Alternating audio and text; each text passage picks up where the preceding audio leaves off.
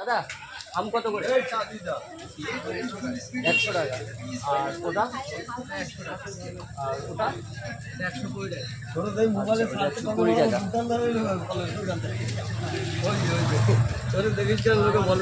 দাদা কোনটা ভালো হবে?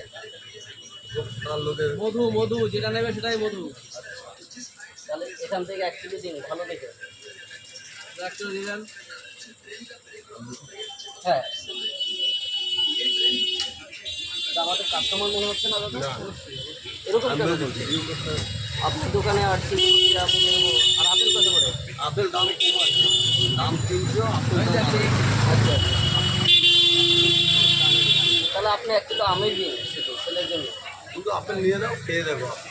আচ্ছা দিন বলছেন যখন আপনি। দুটো আপেলে খাও, তারপর আমার ফোনে রাইতে বলো। Thank you. এখন দোকানদার কি আপনি না? এই দাদাও হলে আচ্ছা আচ্ছা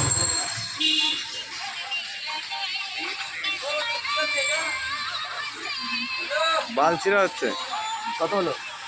দাও তুমি একটা।